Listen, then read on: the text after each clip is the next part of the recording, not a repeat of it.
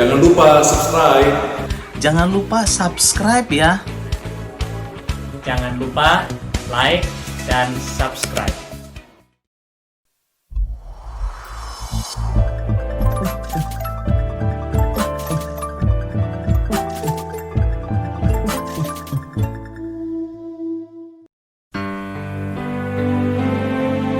Sebelum memungkinkan untuk bertemu di gereja, maka kami mengadakan sekolah minggu secara online. Caranya bagaimana? Dengan bergabung di WA Group kelas kami, dan kita mengadakan sekolah minggu setiap hari Minggu jam 7:30 sampai 8:30 pagi. Kami tunggu, mari bergabung dan kita tetap bisa belajar bersama-sama firman Tuhan secara online. Terima kasih, Tuhan memberkati. Halo adik-adik sekolah minggu, apa kabar semuanya? Dinda punya informasi penting nih. Mulai sekarang, adik-adik tidak usah khawatir lagi untuk memberi persembahan. Adik-adik dapat mengumpulkannya terlebih dulu di dalam celengan. Nanti, pada waktu adik-adik sudah boleh ke gereja, celengannya jangan lupa dibawa ya. Selamat hari Minggu, Tuhan Yesus memberkati.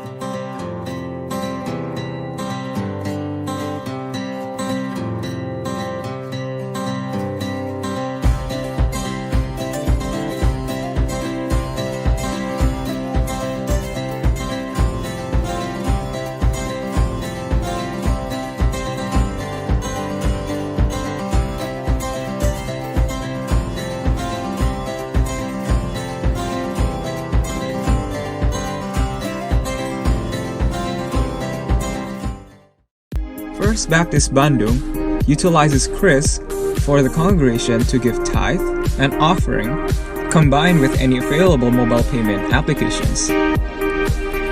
Chris stands for Quick Response Code Indonesian Standard, which has been standardized by Bank Indonesia that uses QR code. Chris allows the congregation to give tithes and offerings anonymously. First Baptist Bandung's congregation is required to scan the QR code that is available. To specify the types of offerings, the congregation can press number 1 for tithe, persepuluhan, number 2 for offering, and number 3 for missions. Let us give with hearts filled with joy and thanksgiving to God.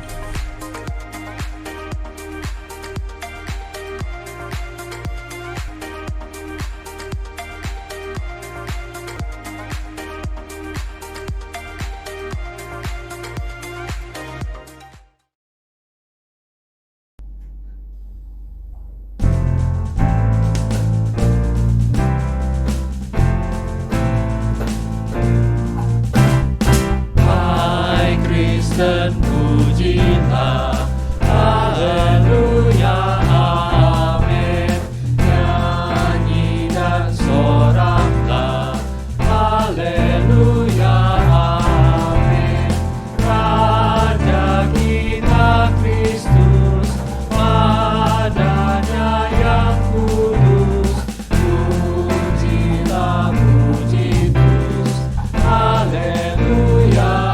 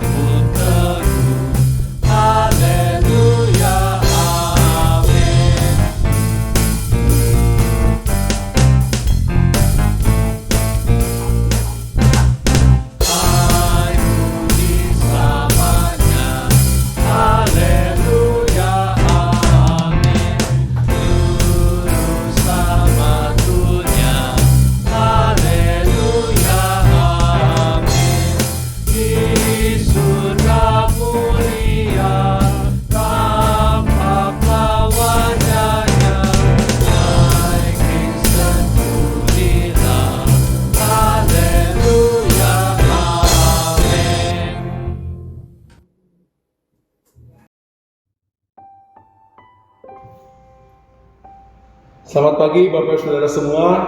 Dari beberapa waktu ini saya selalu memberikan sambutan belum pakai masker supaya ada kenang-kenangan. Ini adalah versi COVID-19.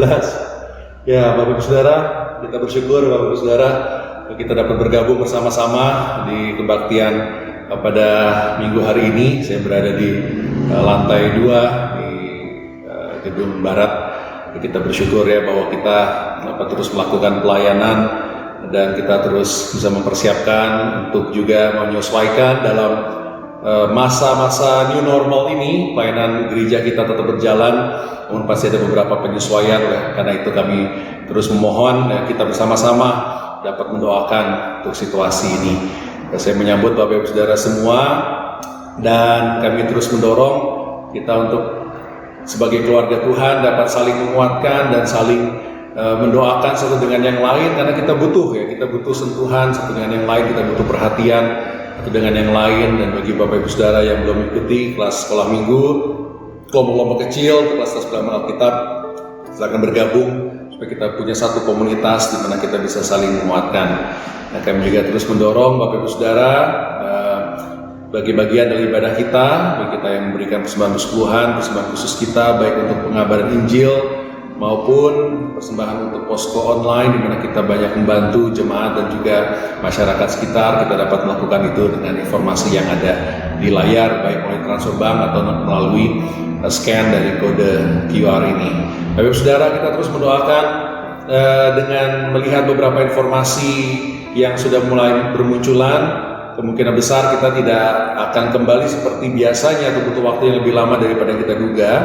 Oleh karena itu kita perlu mendoakan dan perlu banyak hikmat daripada Tuhan untuk menuntun kita terus menjalankan visi misi yang sudah diberikan Tuhan kepada kita, namun kita menjalankannya di dalam situasi yang baru ini. Nah, mari kita bersatu dalam doa. Tuhan Allah Bapa kami berdoa, tuntunlah kami ya Tuhan, hati pikiran kami berfokus kepada Engkau, agar kami dapat menyatakan kasih kami dan iman kami kepadamu melalui setiap pujian kami, firman-Mu yang kami yakini, yang kami ikuti. Kiranya Tuhan, apa yang kami lakukan berkenan di hadapan-Mu. Kami membuka diri kami, istilah kami ya Tuhan, tuntunlah kami ya Tuhan. Kami melakukan semua ini, kasih kami kepadamu, dan kami melakukannya demi kemuliaan nama-Mu. Di dalam nama Yesus Kristus, Tuhan dan Juru Selamat, kami naikkan doa kami ini. Amin.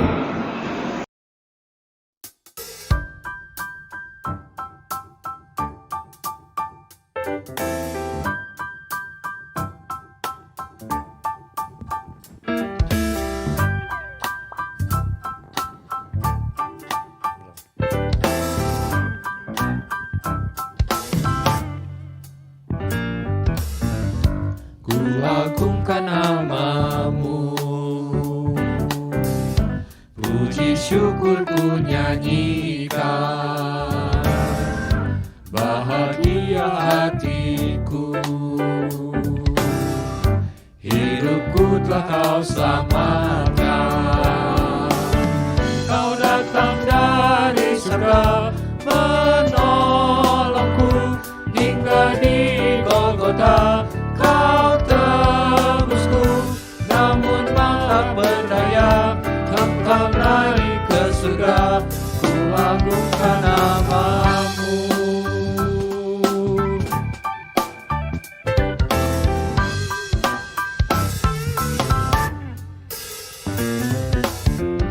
Ku agungkan namamu, puji syukur ku nyanyikan, bahagia hatiku, hidupku telah kau selamatkan. Kau datang dari surga menolongku hingga di Golgota. Kau tebusku, namun tak berdaya. Engkau naik ke surga, ku agungkan namamu. Matius 8 ayat 18-27. Ketika Yesus melihat orang banyak mengelilinginya, Ia menyuruh bertolak ke seberang. Lalu datanglah seorang ahli Taurat dan berkata kepadanya, "Guru, aku akan mengikut engkau kemana saja engkau pergi." Yesus berkata kepadanya, "Serigala mempunyai liang dan burung mempunyai sarang, tetapi anak manusia tidak mempunyai tempat untuk meletakkan kepalanya. Seorang lain, yaitu salah seorang muridnya, berkata kepadanya, Tuhan, izinkanlah aku pergi dahulu menguburkan ayahku. Tetapi Yesus berkata kepadanya, ikutlah aku, dan biarlah orang-orang mati menguburkan orang-orang mati mereka. Lalu Yesus naik ke dalam perahu dan murid-muridnya pun mengikutinya. Sekonyong-konyong mengamuklah angin ribut di danau itu, sehingga perahu itu timbus gelombang. Tetapi Yesus tidur. Maka datanglah murid-muridnya membangunkan dia, katanya, Tuhan, tolonglah kita binasa. Dia berkata kepada mereka, mengapa kamu takut, kamu yang kurang percaya?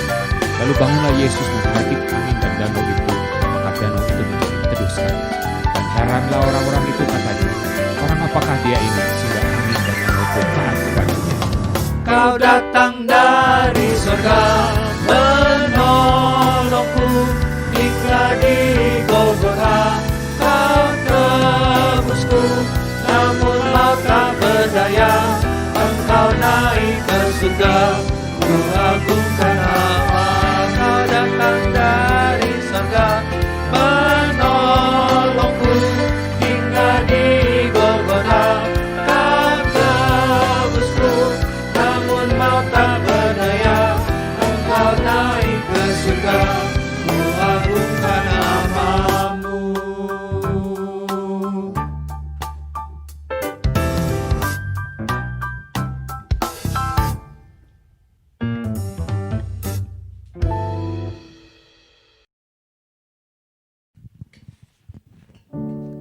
Engkaulah kekuatanku, Engkaulah kemuliaanku, Engkaulah segalanya.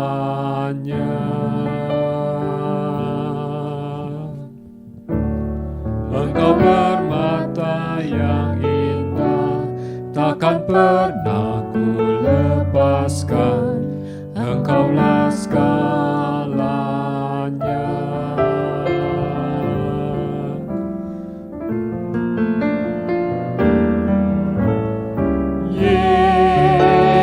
Yesus, domba Allah, mulia namamu.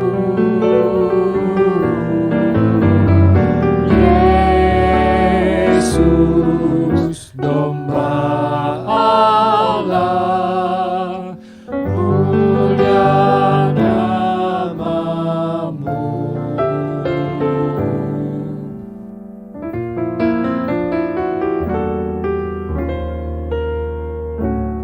Kau hapus segala dosaku, segala celah dan maluku, Engkaulah segalanya.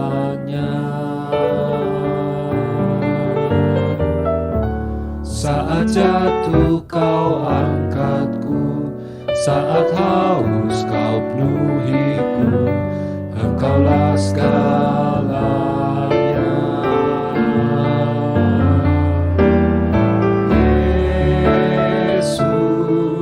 Domba Allah, mulia namamu. Yesus, domba Allah, mulia namamu.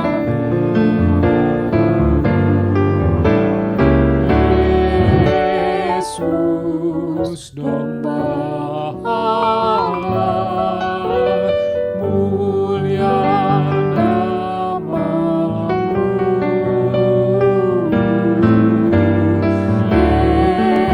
Yesus, domba Allah, mulia namamu.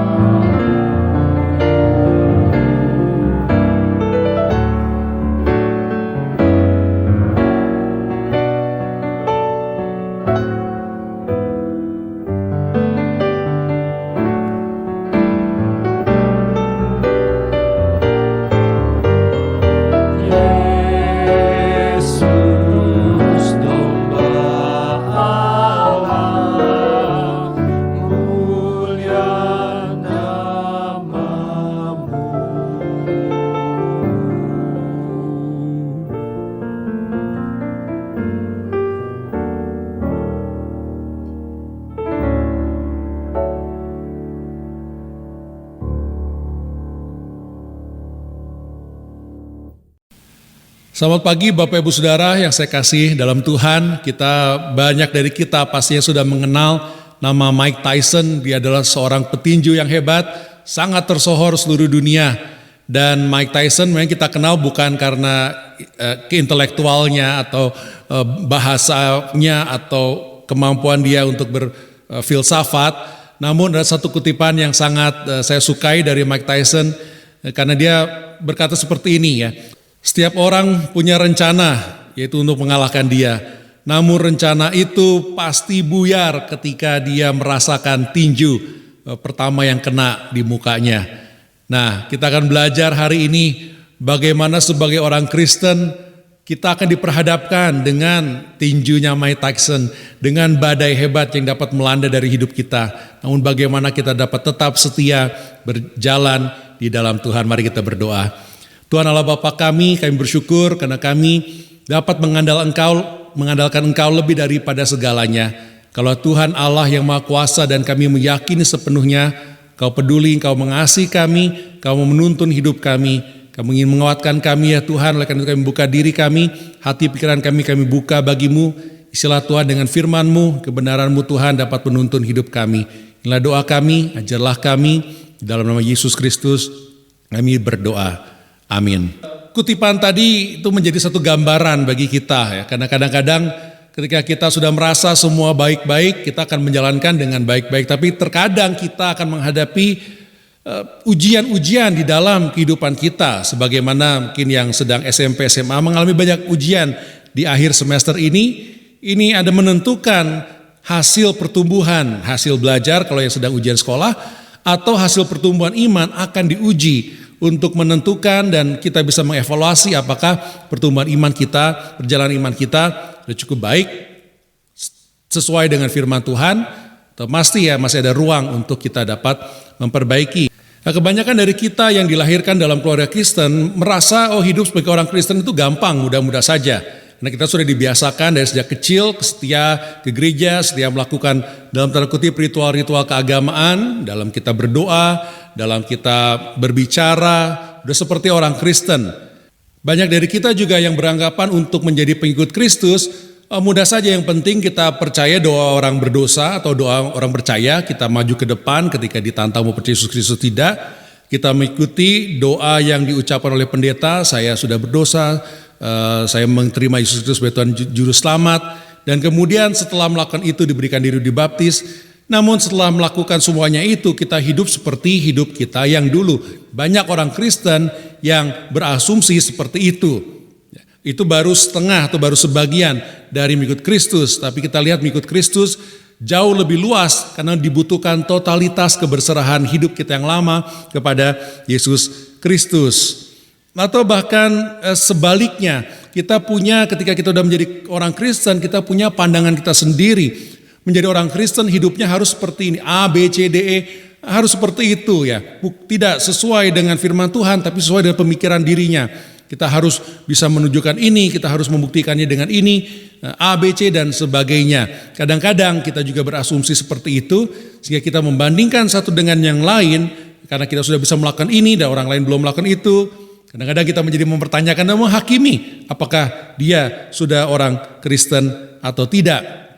Atau banyak dari kita mungkin bercermin melihat hidup kita dan membandingkan dengan yang lain yang kita rasa lebih buruk dan merasa saya sudah baik menjadi orang Kristen pengikut Kristus. Ya, saya tidak seburuk orang itu. Saya tidak melakukan kejahatan seperti itu. Saya tidak melakukan pembunuhan, saya tidak melakukan hal-hal tertentu. Jadi saya oke-oke saja dan saya merasa menjadi orang Kristen yang sudah baik.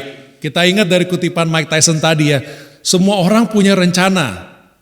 Bahwa saya akan mengalahkan Mike Tyson seperti ini, saya akan bergerak ke kanan kiri, maju mundur, membuat dia capai. Rencana itu semua akan berjalan baik sampai-sampai ketika dia merasakan ujian, yaitu merasakan tinju dari Mike Tyson, baru semua rencana itu menjadi buyar. Nah, kita melihat hari-hari ini kita bisa menganggap suasana kita harus melakukan penyesuaian, melakukan normalitas baru, new normal, PSBB, dan lain sebagainya akibat dari pandemi yang sedang terjadi dari COVID-19 ini. kita merasa itu seperti badai yang melanda tiba-tiba, tidak tahu datang dari mana, atau kita juga bahkan menganggap itu sama sakitnya, sama susahnya dengan kita menghadapi tinju dari Mike Tyson. Banyak rencana yang sudah kita lakukan untuk melakukan hal ini itu menjadi buyar karena COVID-19 itu. Firman Tuhan berikan nasihat dari Yakobus 4 ayat 13 yang berkata, jadi sekarang hai kamu yang berkata, hari ini atau besok kami berangkat ke kota Anu dan di sana kami akan tinggal setahun dan berdagang serta mendapat untung. Sedangkan kamu tidak tahu apa yang akan terjadi besok. Apakah arti hidupmu? Hidupmu itu sama seperti uap yang sebentar saja kelihatan lalu lenyap. Memang benar di dunia ini tidak ada yang kekal selain Tuhan kita Yesus Kristus, dan Tuhan Allah kita telah menyatakan diri kepada kita sehingga kita percaya dalam hati dan kita sudah mengaku dengan mulut yang berasal sungguh-sungguh dari iman kita dalam hati bahwa Yesus Kristus adalah juru selamat kita. Kita sudah berubah sebagai ciptaan baru dalam Tuhan. Kita dapat mengandalkan pengampunan dan keselamatan di dalam Yesus Kristus yang menjaminkan kita memiliki hidup yang kekal bersamanya. Hanya itu saja yang dapat kita andalkan karena hanya itu yang kekal. Kita akan melihat dari nats kita pada pagi hari ini yang kita ambil dari Matius 8. Kita akan melihatnya mulai dari ayat yang ke-8 sampai dengan ayat yang ke-27. Namun sebelum kita baca firman Tuhan, ada pertanyaan yang ingin saya tanyakan untuk kita renungkan sambil kita baca ya. Sebagai pengikut Kristus, murid seperti apakah kita identifikasikan diri kita dengan apa yang kita baca. Mari kita buka firman Tuhan dari Matius 8, kita mulai dari ayat 18. Ketika Yesus melihat orang banyak mengelilinginya, ia menyuruh bertolak ke seberang. Lalu datanglah seorang ahli Taurat dan berkata kepadanya, Guru, aku akan mengikut engkau kemana saja engkau pergi. Yesus berkata kepadanya, serigala mempunyai liang dan burung mempunyai sarang, tetapi anak manusia tidak mempunyai tempat untuk meletakkan kepalanya. Ayat 21, seorang lain yaitu salah seorang muridnya berkata kepadanya, Tuhan izinkan aku pergi dahulu menguburkan ayahku. Tetapi Yesus berkata kepadanya, ikutlah aku dan biarlah orang mati menguburkan orang-orang mati mereka. Ayat 23, lalu Yesus naik ke dalam perahu dan murid-muridnya pun mengikutnya. Sekonyong-konyong mengamuklah angin ribut di danau itu, sehingga perahu itu ditimbus gelombang. Tapi Yesus tidur. Maka datanglah murid-muridnya membangunkan dia, katanya, Tuhan, tolonglah, kita binasa. Ia berkata kepada mereka, mengapa kamu takut, kamu yang kurang percaya? Lalu bangunlah Yesus menghardik angin dan danau itu. Maka danau itu menjadi teduh sekali. Dan heranlah orang-orang itu katanya, orang apakah dia ini? Sehingga angin dan danau pun taat kepadanya. Bapak Ibu Saudara, satu nats yang mungkin kita sudah sering mendengar cerita ini dan membaca ayat-ayat ini, namun suatu nats yang sangat luar biasa, yang sangat mendalam, yang dapat kita gali. Bapak Ibu Saudara, kita dapat belajar dua hal besar tentang dari nats ini, dan kita dapat belajar bagaimana kita sebagai pengikut Kristus perlu melakukan apa yang Tuhan ajarkan, firman Tuhan ajarkan di dalam nats ini. Yang pertama yang akan kita pelajari adalah yaitu prioritas hidup untuk mengikut Yesus sepenuhnya lebih utama daripada ikatan keduniawian kita. Kita melihat di dalam bagian yang pertama ini ada 3 jenis pengikut Kristus, yaitu ada pengikut yang ikut-ikutan, ada orang yang terlalu semangat sampai konyol, ada orang yang memiliki setengah-setengah dalam komitmen mengikut Kristus. Kita lihat tipe yang pertama. Tipe yang pertama adalah pengikut Kristus yang ikut-ikutan saja. Saya berharap kita semua tidak ada seperti ketiga orang ini, ya. Namun kita sungguh-sungguh memiliki hati yang benar, kita menjadi pengikut Kristus. Tapi kita belajar secara umum dalam orang dunia kekristenan ada 3 jenis orang Kristen. Yang pertama adalah tipe orang yang ikut-ikutan.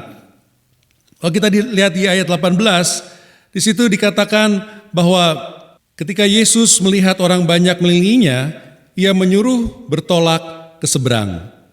Nah, kalau kita lihat di sini, kalau kita lihat dan ingat dari minggu yang lalu dan fatsal-fatsal sebelumnya, kita melihat bagaimana Yesus telah melakukan banyak mujizat. Dan minggu yang lalu dan 2 minggu sebelumnya kita lihat bagaimana Yesus dapat menyembuhkan orang yang sakit kusta, ia dapat menyembuhkan hamba dari perwira, ia dapat menyembuhkan minggu yang lalu ibu mertua dari Petrus, dan ia menyembuhkan banyak orang, dan ia mengusir banyak roh jahat. Jadi kita melihat bahwa banyak orang sudah mulai mengenal siapa Yesus ini berdasarkan apa yang dia bisa lakukan, kuasa yang dimilikinya, sehingga itu akan menjaring banyak orang untuk mau mengikut dia. Nah, kita lihat di sini, walaupun demikian Yesus pergi dari kerumunan yang ramai itu, sehingga ada filter orang yang ikut-ikutan saja atau orang yang sungguh-sungguh mau menjadi pengikut Kristus. Jadi kita dapat pelajari di sini bahwa memang ada banyak orang yang hanya ingin mengikut Kristus karena mungkin terkagum akan kuasa mujizatnya. Mereka ingin mencari suatu keuntungan pribadi untuk menjadi pengikut Kristus. Dan banyak orang Kristen yang seperti itu, baik zaman dulu waktu zamannya Yesus maupun pada sekarang ini. Banyak orang yang mencari sensasi apa yang bisa dilakukan oleh kuasa Tuhan. Yang kita lihat, mengikut Kristus lebih daripada itu. Jadi kita lihat Matius dengan sengaja mengatakan banyak orang mengelilinginya, namun segera setelah itu ia naik ke kapal, tentunya gak bisa semua orang ikut, dan ia pergi daripada kerumunan yang banyak itu. Tipe yang kedua, kita melihat ada pengikut Kristus, orang-orang Kristen, pengikut Kristus pada zaman Yesus ini pun, yang terlalu semangat, istilah sekarang lebay dan mengumumkan kelebayannya itu. Karena kalau kita lihat di ayat 19 dan di ayat 20, ada seorang ahli Taurat yang datang kepadanya. Ya, saya bacakan. Lalu datanglah seorang ahli Taurat dan berkata kepadanya, "Guru, aku akan mengikut engkau, kemana saja engkau pergi." Jadi seorang ahli Taurat datang kepada Yesus, entah dia tulus, entah dia pura-pura, entah dia menyindir. Dia berkata, "Guru, aku akan mengikut engkau, kemana saja engkau pergi." Ini adalah tipe-tipe orang-orang yang terlalu bersemangat. Bersemangat dalam arti tidak sungguh-sungguh mengerti apa maksudnya untuk mengikut Kristus. Dan Yesus Kristus ini mengatakan satu jawaban yang sangat mengejutkan. Dan kita dapat mempelajari di sini bahwa untuk mengikut Kristus kita perlu dinamis, kita perlu memiliki mobilitas dan fleksibel. Dalam arti apa yang sudah kita rencanakan, apa yang mengikat kita, ada kalanya kita harus meninggalkan itu untuk melakukan kehendak Tuhan. Karena di dalam ayat yang ke-20 Yesus berkata, "Serigala mempunyai liang dan burung mempunyai sarang, tapi anak manusia tidak mempunyai tempat untuk meletakkan kepalanya." Dia berkata binatang pun punya rumah, tapi anak manusia itu Yesus Kristus tidak ada tempat untuk meletakkan kepalanya. Karena ada misi yang lebih besar yang harus dilakukan olehnya. Ahli Taurat itu pasti kaget. Murid-murid yang ada di kelilingnya pasti kaget. Karena banyak orang yang ikut tadi, mau mencari sensasi, mau mendapat keuntungan pribadi. Namun ketika Yesus berkata, tidak ada tempat meletakkan kepalanya dan sebagai pengikut Kristus harus juga demikian, banyak orang yang pasti kaget. Ekspektasi dari seorang ahli Taurat itu bubar jalan. Dia menjadi berpikir kembali. Memang di Alkitab tidak mencatat apakah dia menjadi pengikut Kristus atau tidak. Tapi di sini kita lihat jawabannya sangat mengejutkan. Ekspektasinya berbeda ketika ia datang dan berkata, "Guru, aku mau mengikut engkau." Dan kalau kita mempelajari lebih dalam dari pembelajaran yang penelitian yang saya coba lakukan dari nas ini, Matius memiliki gaya penulisan yang sangat unik. Setiap kali orang memanggil Yesus sebagai guru, sebetulnya Matius sedang menunjukkan bahwa orang itu tidak sungguh-sungguh percaya kepada Yesus. Karena guru memang benar, itu adalah gelar daripada Yesus Kristus, guru agung. Tetapi ketika orang memanggil, di dalam kitab Matius, ketika orang memanggil Yesus Kristus guru, itu berarti pemahamannya kurang utuh. Matius ingin menggambarkan bahwa Yesus bukan hanya sekedar guru biasa yang mengajar saja. Namun Yesus adalah sungguh-sungguh Tuhan, Raja yang dapat dan harus diikuti setiap perintah dan arahan daripadanya. Sehingga ada petunjuk di sini yang dituliskan oleh Matius yang mungkin mengalami hal kejadian yang kita baca tadi. Ketika ahli Taurat berkata guru, berarti dia belum sungguh-sungguh percaya akan siapa Yesus. Nah, ahli Taurat ini yang datang kepada Yesus memiliki pengakuan palsu. Dan dari pengakuan palsu itu seperti kedengarannya baik. Aku mau ikut engkau, kemanapun aku pergi, aku mau ikut ke daerah ini, aku mau ikut untuk mission trip itu, atau mau ikut untuk pelayanan ini, aku mau ikut untuk ABC apapun dan kemanapun. Yesus engkau pergi, aku mau ikut. Sebuah pengakuan untuk pamer. Tetapi jawaban Yesus di ayat yang ke-20 pasti mengejutkan si pengikut palsu tersebut. Nah, Bapak Ibu Saudara, di dalam hidup kita ada nilai-nilai keduniawian yang kadang-kadang kita mau capai. Ada nilai keduniawian yang kita mau kejar, namun kita tahu bahwa itu bukanlah nilai yang baik, nilai yang benar. Kalau di dalam Amerika Serikat itu ada istilahnya the American Dream, yaitu bagaimana orang pengen bisa bekerja keras supaya bisa bermain keras, ya, kerja keras supaya bisa main yang enak, main yang sepuas-puasnya, dan orang ingin sekali untuk pensiun dini, tapi pensiunnya baik pensiun dini maupun pensiun dengan banyak uang sehingga bisa menikmati hidup. Itu adalah impian yang dibangun di dalam kebudayaan Barat, di mana kita mendapatkan penghargaan yang selayaknya dengan kerja keras yang kita lakukan supaya bisa menabung pensiun dini dan menikmati hidup semau-mau kita. Itulah American Dream. Namun semua yang sudah diandalkan oleh sistem dunia sekarang menjadi buyar. Ya, apa gunanya kita bisa pensiun dini, apa gunanya kita bisa main kemanapun kita mau, kalau keluar pun kita dibatasi dengan virus corona. Jadi kita bisa melihat gambaran. Ahli Taurat itu juga menyatakan dan mempunyai suatu impian. Yesus, kemanapun aku akan pergi. Tapi Yesus, apakah kamu siap? Serigala punya rumah, burung punya rumah. Saya tidak punya tempat untuk meletakkan kepala. Apakah siap?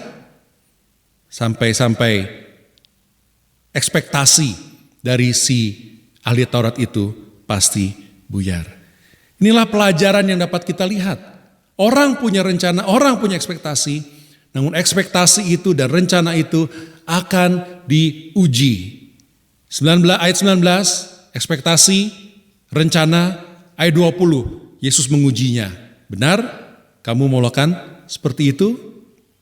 Itulah tipe orang yang kedua, yang baik, penuh semangat, tetapi itu adalah semu, itu adalah lebay, itu adalah tidak tulus dan pura-pura.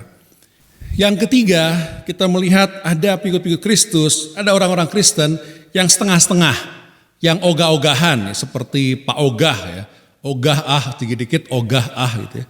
Orang-orang yang pura-pura menjadi pengikut Kristus, mungkin ngomongnya baik, tapi pura-pura menjadi pengikut Kristus. Ayat 21, itu dikatakan seorang lain, yaitu salah seorang muridnya, berkata kepadanya, Tuhan, izinkanlah aku pergi dahulu menguburkan ayahku. Tapi Yesus berkata kepadanya, ikutlah aku dan biarlah orang mati menguburkan orang mati. Sekali lagi kita melihat pola yang sama. Rencana, pernyataan, pengumuman, dan Yesus langsung menguji pernyataan, pengumuman, iman yang dinyatakan itu. Ada seorang yang datang kepada Yesus dan berkata, saya mau jadi pengikut engkau, tapi tunggu dulu, saya mau menguburkan ayah saya dulu. Dan jawaban Yesus langsung menguji, benar kamu jadi pengikutku? Kalau mau ikut saksi sekarang, biarlah orang mati menguburkan orang mati mereka. Jawabannya pasti mengejutkan. Dan ekspektasi yang dimiliki oleh orang yang datang dan mengatakan itu tadi pasti akan buyar juga, akan berubah dan tidak sesuai yang dia pikirkan. Nah, Bapak Ibu Saudara, kita dapat belajar dari yang ketiga ini Bahwa ketaatan kepada Yesus itu lebih penting daripada kebiasaan turun-temurun. Jadi saya menjelaskan, ya kalau kita melihat istilah menguburkan ayahku, para ahli mengatakan bahwa itu bukan suatu istilah harafiah yang berkata bahwa pada saat itu ayahnya meninggal, kemudian dia harus menguburkannya dulu, dan setelah saya menguburkannya 1-2 hari baru mengikut Kristus. Bukan. Istilah izinkan aku menguburkan ayahku dulu, ini adalah sebuah peribahasa yang artinya saya mau menunggu dulu di rumah sampai dengan ayah saya meninggal supaya saya mendapat warisan. Dan setelah saya mendapat warisan, saya bebas, saya akan mengikut engkau. Itu yang dimaksudkan di sini. Jadi ini adalah sebuah pernyataan dari pengikut Kristus, atau kalau istilah sekarang orang Kristen, orang yang mengaku Kristen, yang mungkin mirip seperti yang orang mengejar American Dream tadi. Tunggu saya pensiun dini, bebas, saya akan melayani engkau, saya akan mengikut engkau. Kira-kira kita bisa dapat bayangannya seperti itu. Nah, jadi bisa juga diartikan di sini ada banyak kebiasaan-kebiasaan seperti mengubur dan bagaimana upacara-upacara ini memang yang menghambat kita untuk menjadi pengikut Kristus. Saya ingat beberapa tahun yang lalu, sudah cukup lama, ada salah satu anggota keluarga yang meninggal dunia. Dan karena kita keluarga ya pasti harus datang. Dan waktu itu karena anggota keluarga itu juga dan keluarga kami ada beberapa yang memang masih mengikuti tradisi-tradisi dan mereka coba hitung-hitungan tanggal berapa yang baik untuk menguburkan salah satu anggota keluarganya yang meninggal itu. Akhirnya ketika dihitung, berdebat, akhirnya ditentukanlah 7 hari setelah kematian. Jadi selama 7 hari 7 malam kami harus datang ke rumah duka, siang datang, pulang sebentar, mandi, malam ada kebaktian, kemudian ada makan-makan, menjamu keluarga dan teman-teman yang datang selama 7 hari. Jadi dapat membayangkan, selama 7 hari hampir kami tidak bisa melakukan apa-apa kecuali itu. Dan kita melihat ada banyak sekali tradisi-tradisi, kebiasaan-kebiasaan yang membawa kita pada suatu hambatan untuk dapat mengikut Yesus sepenuhnya. Nah, apapun arti dari apa yang dikatakan di sini tentang mengubur ayahnya, kita dapat melihat bahwa intinya ada banyak orang yang punya alasan untuk mengikut Kristus. Tunggu ini, tunggu itu, tunggu saya selesai ini, tunggu saya selesai, baru saya bisa mengikut Kristus sepenuhnya. Dan oleh karena itu, semua ini menunjukkan alasan-alasan yang sangat jelas. Kadang-kadang kenapa kita tidak mau melakukan apa yang terutama. Kenapa kita tidak mau melakukan pemuritan bagi Tuhan. Tunggu saya selesai ini, tunggu acara ini, tunggu ini dan itu. Baru saya mau melakukan perintah Kristus. Ada seorang ahli yang bernama D.A. Carson, dan ia berkata, ada banyak kerusakan reputasi gereja ketika gereja mengisi jajaran pemimpin gereja dengan sukarelawan yang telah melakukan pengakuan iman baru sedikit saja pengakuannya, kemudian namun dia bisa berkata-kata secara hebat tentang pengalamannya itu, namun dia punya ketabahan yang sedikit. Intinya Kristen setengah-setengah. Dan banyak orang Kristen yang setengah-setengah. Saya mau jadi pengikut Kristus nanti kalau sudah begini, kalau sudah begitu. Saya mau menjadi pengikut Kristus kalau sudah selesai ini, selesai itu, dan sebagainya. Dan firman Tuhan mengingatkan kepada kita akan hal tersebut. Apapun tipe orang Kristen, ya, saya rasa kita semua pasti pernah mengalami fase-fase ini. Dan saya harap memang kita belajar dari sini supaya kita sadar. Dan kita dapat melihat apapun ketiga tipe orang Kristen yang mungkin sedang kita lakukan. Apakah kita orang Kristen ikut-ikutan? Apakah kita orang Kristen yang lebay, ya, mengatakan saya mau ini, saya mau itu, tetapi kita tidak paham sebetulnya. Atau apakah kita orang Kristen setengah-setengah, siapapun juga kita, sebagai pengikut Kristus, pendapat kita dan apa yang kita nyatakan tentang siapa diri kita sebagai pengikut Kristus, semua akan diuji. Semua akan merasakan pukulan Mike Tyson. Dan kita lihat bagaimana dengan semua pemahaman dan rencana kita sebagai pengikut Kristus. Apapun asumsi kita tentang siapa diri kita sebagai pengikut Kristus, pasti akan diuji oleh badai. Sehingga kita dapat sungguh-sungguh mengerti siapakah diri kita sebagai pengikut Kristus. Iman pengikut Kristus sejati akan diuji. Dan ini membawa kita kepada bagian besar yang kedua dalam nats kita pada pagi hari ini. Bagian yang kedua, saya akan bacakan dari mulai ayat yang ke-23. Lalu Yesus naik ke dalam perahu dan murid-muridnya pun mengikutnya. Sekonyong-konyong mengamuklah angin ribut di danau itu, sehingga perahu itu ditimbus gelombang. Tetapi Yesus tidur. Maka datanglah murid-muridnya membangunkan dia, katanya, "Tuhan, tolonglah kita binasa." Ia berkata kepada mereka, "Mengapa kamu takut? Kamu yang kurang percaya?" Lalu bangunlah Yesus, menghardik angin dan danau itu, maka danau itu menjadi teduh sekali. Dan heranlah orang-orang itu, katanya, "Orang apakah dia ini? Sehingga angin dan danau pun taat kepadanya." Bapak Ibu Saudara, kita melihat iman dari pengikut Kristus akan diperhadapkan dengan badai, akan diuji. Kita sudah melihat 3 kali orang yang datang dan mengaku diri sebagai pengikut Kristus diuji, dibongkar pemahamannya oleh Yesus. Dan di sini setelah filternya semakin lama semakin kecil dan orang-orang yang sungguh-sungguh merasakan dan mengatakan dia menjadi pengikut Kristus dan sudah ikut ke dalam perahu di mana Yesus berada, kembali diuji oleh Yesus ketika mereka harus menghadapi badai.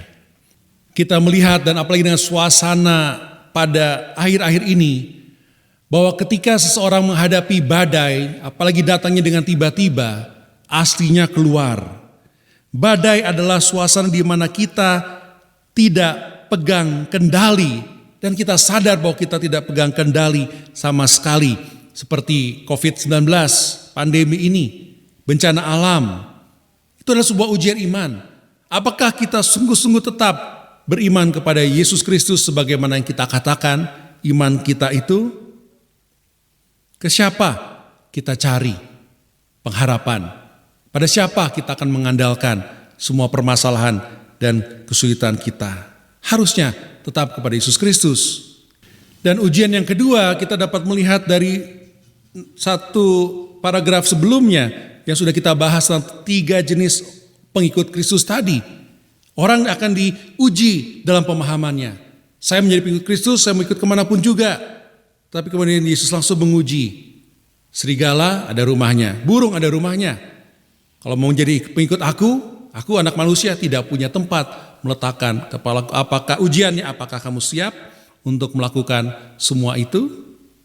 Kemudian kita melihat juga seorang yang datang dan dia berkata, aku menjadi pengikut engkau. Tapi tunggu dulu pensiun dini, tunggu dulu saya menerima warisan. Supaya ada modal, baru aku mengikut. Niat baik mungkin, tapi setengah-setengah, sebetulnya tidak mau. Nah sampai kapan kita cukup, sampai kapan kita siap kalau kita tidak langsung melangkah dalam iman. Kita akan diuji baik dalam badai yaitu kesusahan, kita akan diuji dalam pemahaman yang salah akan dibenarkan langsung diuji.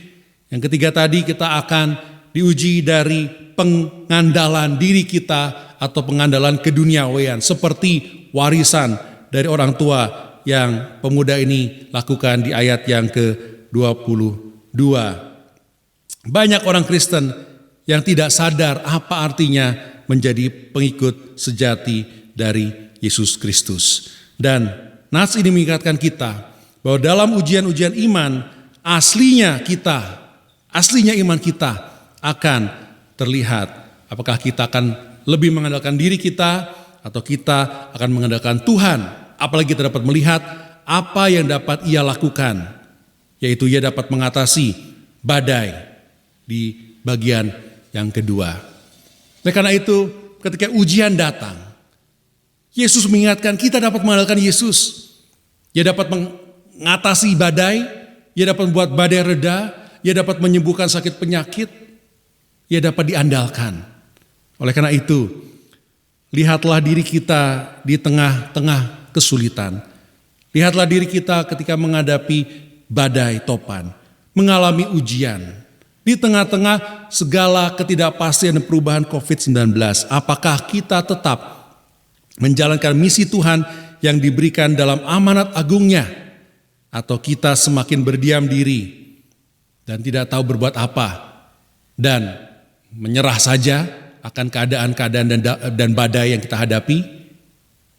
Kita telah belajar untuk berfokus dan berpegang kepada Yesus, mampu mengatasi sakit penyakit, mampu mengatasi badai.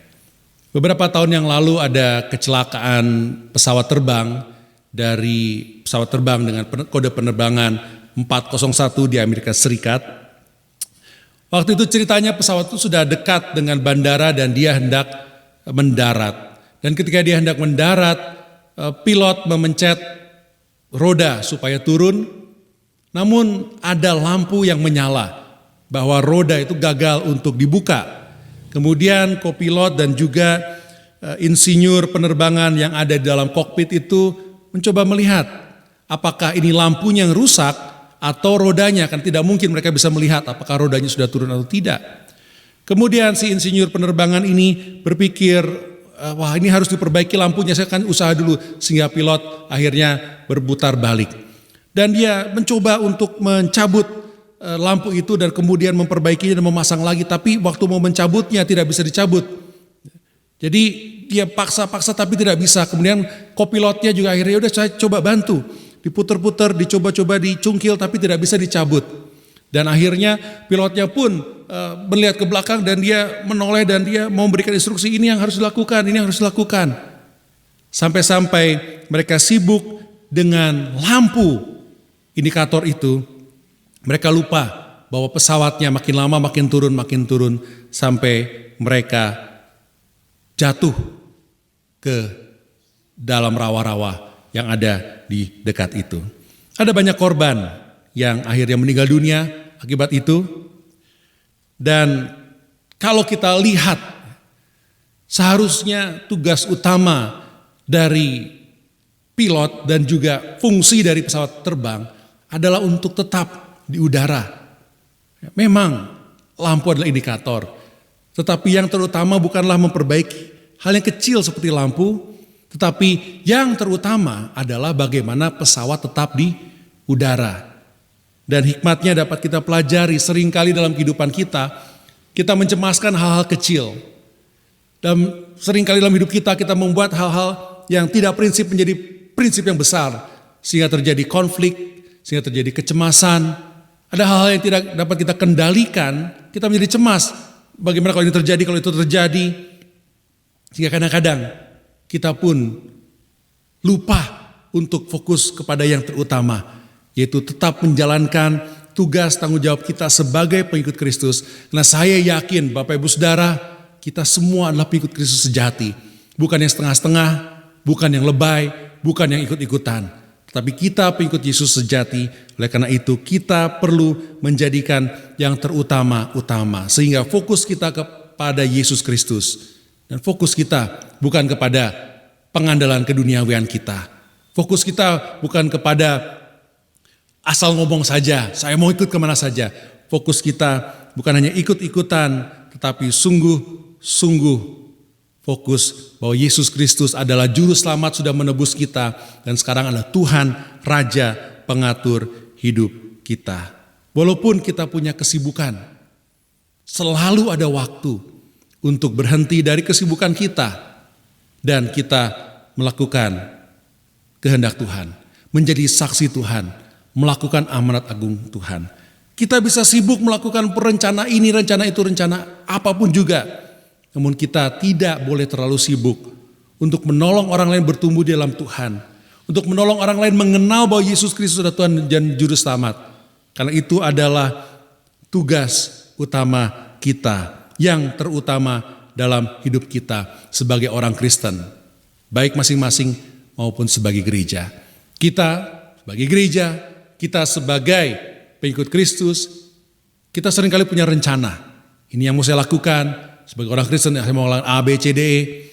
Tapi apa yang akan kita lakukan ketika kita kena tinju Mike Tyson di muka kita? Semua rencana bisa buyar. Dan kita sedang mengalami badai atau kepalan tinjuan sekarang ini, yaitu ketika COVID-19 terjadi.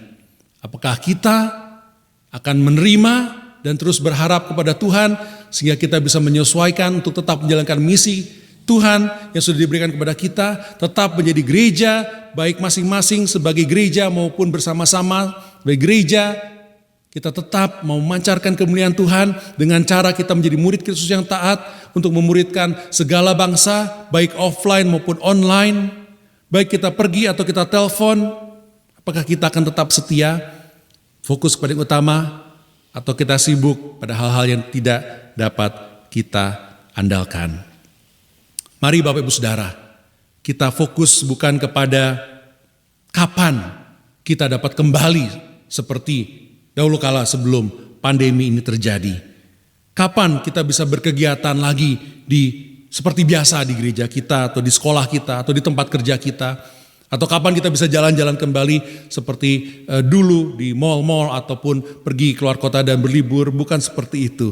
Tapi fokus kita marilah tetap kepada bagaimana kita bisa menjalankan hidup kita dapat terus dipakai untuk menjadi saksi Kristus, untuk mengabarkan Injilnya dan memuridkan orang lain menjadi seperti Kristus. Itulah ciri dari pengikut Kristus yang sejati. Apapun badai pencobaan yang hadapi, tetap mengandalkan dan ikut Tuhan. Mari kita berdoa. Tuhan, kami bersyukur atas firman-Mu yang Kau berikan kepada kami. Pimpinlah kami ya Tuhan, sehingga kami dapat datang kepadamu karena kami tahu hanya Engkau yang dapat menolong kami. Di tengah-tengah ketidakpastian, kekhawatiran, ketidaktahuan kami, ketidakmampuan kami berdoa Tuhan, tetap pakailah kami. Tolonglah kami Tuhan untuk memperoleh hikmat yang daripadamu, tetap menjalankan visi misi yang Kau berikan kepada kami. Kami ingin Tuhan tetap melakukan pemuritan Tuhan. Kami tetap mau melakukan penginjilannya Tuhan. Kami tetap mau melayani-Mu Tuhan, walaupun ada pembatasan-pembatasan. Karena Engkau lebih besar daripada badai topan, Kau lebih besar daripada pandemi, Kau lebih besar daripada segala batasan-batasan manusia yang ada. Kami berserah sepenuhnya kepadamu, kami beriman sepenuhnya kepadamu. Tolonglah kami Tuhan di tengah-tengah keluarga kami, segala pergumulan yang kami hadapi, kami pun tetap mengandalkan Engkau dan hanya Engkau saja. Di dalam nama Yesus Kristus, Tuhan dan Juru Selamat, kami menaikkan doa kami ini. Amin.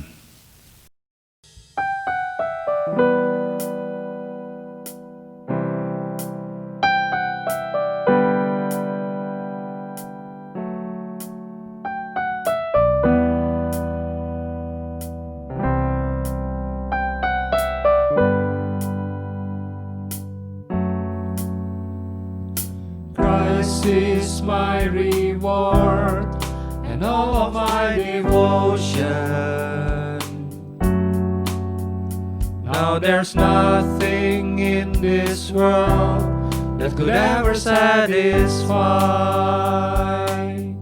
Through every trial, my song will sing, no turning back.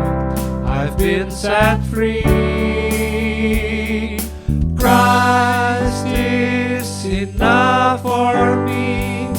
Christ is enough for me. Everything I need is in you. Everything I need. Christ my all in all, the joy of my salvation. And this hope will never fail. Heaven is our home. Through every storm, my soul will sing, Jesus is here. To God be the glory. Christ is enough for me. Christ is enough for me. Everything I need is in you. Everything I need, I have desire.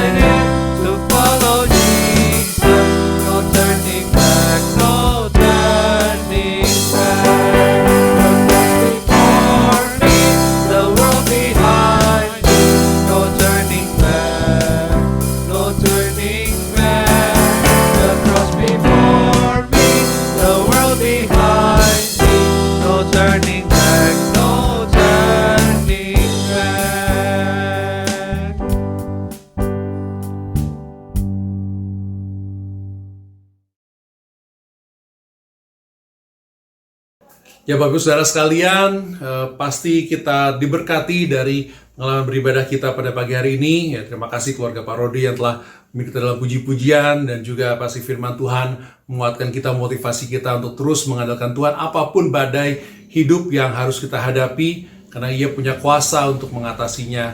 Khususnya bagaimana kita dapat tetap menjadi murid Kristus untuk menjalankan kehidupan ini sesuai dengan amanat agungnya sudah diberikan kepada kita. Tapi saudara, kita harus membiasakan diri untuk menyesuaikan dengan apa yang terjadi dan pembatasan-pembatasan yang terjadi tanpa berkompromi untuk mencapai tujuan besar yang Tuhan telah tetapkan bagi kita.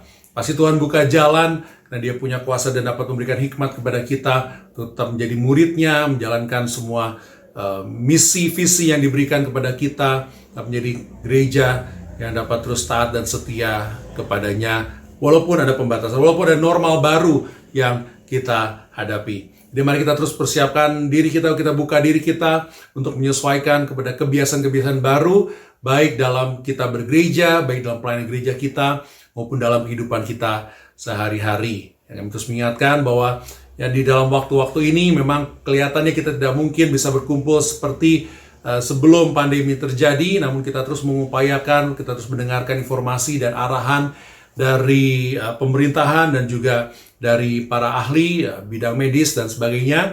Nah, oleh karena itu mari kita terus berdoa bagaimana kita dapat menyesuaikan setiap pelayanan kita di tengah-tengah setiap perubahan ini. Ya, sebenarnya ini kita akan terus melakukan setiap ibadah, sekolah minggu, pelayanan-pelayanan yang bisa kita lakukan online, kita akan terus melakukan online, jam doa online, PA tetap online, dan kami terus mengundang Bapak Ibu Saudara yang belum ikut kelas-kelas sekolah minggu, mari gabung dengan tetap sekolah minggu, berapapun usia kita, dimanapun sekarang kita bisa berkumpul bersama-sama, jadi jangan sampai lewatkan supaya kita bisa paling menguatkan dan saling mendoakan, juga terus mengingatkan sebagai bagian dari ibadah kita untuk persembahan persepuluhan, persembahan khusus kita, baik yang persembahan khusus rutin untuk pengabaran Injil, pelayanan pengabaran Injil kita lakukan bersama-sama, maupun untuk posko sosial online, posko online, di mana kita terus menolong sesama kita, baik jemaat maupun masyarakat sekeliling kita.